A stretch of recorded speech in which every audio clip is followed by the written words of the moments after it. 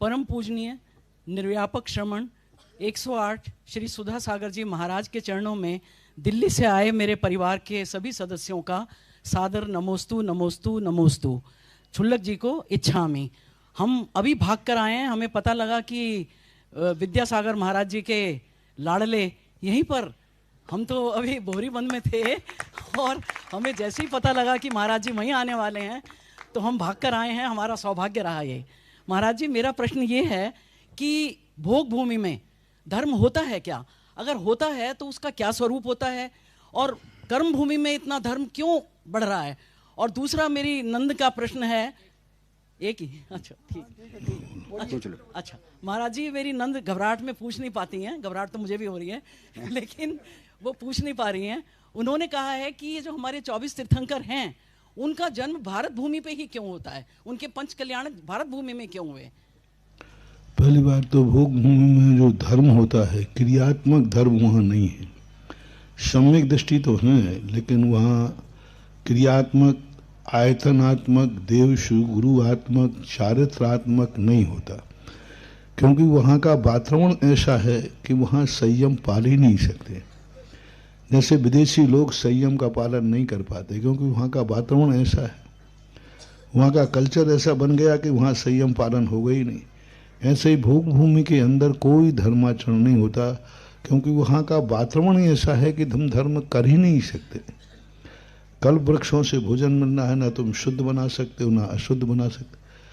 कपड़े धो नहीं सकते, कपड़े धुलते नहीं हैं, सब वहाँ कल्प वृक्ष से मिलते हैं, वहीं वापस बिला जाते हैं। कुछ भी नहीं, वहाँ कोई टाइम टेबल का कुछ ऐसा नहीं है। बस वो मंद कसाई जरूर होते हैं। धर्म भी नहीं होता तो अधर्म भी नहीं होता। अहिंसा नहीं है तो हिंसा भी नहीं है। सत्य नहीं है तो झूठ भी नहीं है। आचौर्य नहीं है तो कोई चोरी भी नहीं करता। वहाँ ब्रह्मचर्य व्रत नहीं है तो व्यभिचार भी नहीं है। वहाँ अपरिग्रह नहीं है तो परिग्रह के प्रति भी ज्यादा लालसा नहीं है। सामान्य एक होते, मतलब सामान्य वहाँ पर व्यवस्थाएं बनती हैं। और यहाँ कर्म भूमि के अंदर पुरुषार्थ कर सकते हम कितने ही कर सकते। अब यहाँ पर जो कर्म भूमि में तीर्थंकर भारत में ही जन्म क्यों लेते हैं? क्योंकि तीर्थंकरों का जन्म पुण्यात्माओं के भाव से होता है, पवित्र भूमि में होता है। भगवान को हम कहीं भी नहीं बैठालते। भगवान का मंदिर होता है, व्यवस्था होती, पवित्र स्थान होता है। ऐसा ही भगवान का जब जन्म होता है तो प्रकृति उनका पुण्य कहता है कि पुण्य भूमि पे ही तुम्हारा अवतरण होगा, और जहाँ पुण्यात्मा होंगे वहाँ तुम्हारा अवतरण होगा। क्योंकि भगी भागन बस जोगे बसाय ध्वनि होए सुनि विभ्रम नसाय। भाग्यवान जहाँ रहते वहीं होगा। मिलेक्स खंड में आदि अन्य स्थानों पर ऐसे पुण्यात्मा जीव नहीं है कि उनके यहाँ। जैन दर्शन की एक सबसे विशेषता है, दुनिया के दर्शनकारों के भगवानों का जन्म पापियों के नाश के लिए होता है।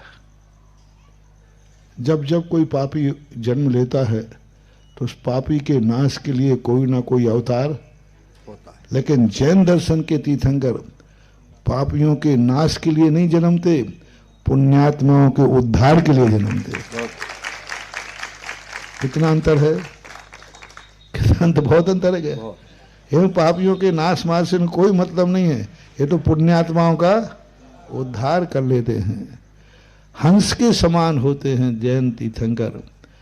हंस को दूध में कितनी पानी मिला दो, उस पानी से कोई मतलब नहीं, दूध को वो ग्रहण कर लेगा। इसी प्रकार से वो भव्य जीव, पुण्यात्मा जीव हैं, उनके उद्धार के लिए तीर्थंकरों का जन्म होता है। और उद्धार करने वाले पुण्यात्मा भारत देश आर्य खंड में ही होते हैं। ऐसी व्यवस्था मानना चाहिए। तैयार रहेंगे आर्य।